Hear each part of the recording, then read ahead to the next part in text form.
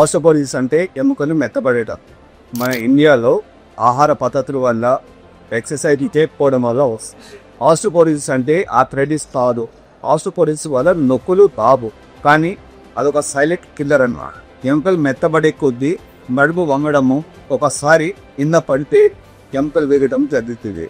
మామూలు జనాలతో కంపేర్ చేస్తే ఆస్టియోపోరోసిస్ ఉన్న పేషెంట్లకు ఫ్రాక్చర్ లోడ్ అంటే ఎముకలు విరగడము 10 రెట్లు ఎక్కువగా ఉంటుంది. మీకు తెలియకోకుండానే మీ ఎముకలు మెత్తబడి ఒక రోజు చిన్న దెబ్బల వల్ల ఫ్రాక్చర్లు అవుతాయి. ఈ ఫ్రాక్చర్ ఎక్కువగా రిస్ట్లో కానీ, తుంటిలో కానీ, యాంకిల్లో కానీ వస్తాయి. కాబట్టి బిఎండి స్కాన్ చేసుకొని మీకు ఆస్టియోపోరోసిస్ ఉందో లేదో చెక్ చేసుకొని దాన్ని బట్టి మీరు ట్రీట్మెంట్ తీసుకోవాలి. ఈ ట్రీట్మెంట్ ఫిజిషియన్ లేదా రుమటాలజీ దగ్గర చేయించుకోవాలి. Thank you. Like, comment and subscribe for more health updates.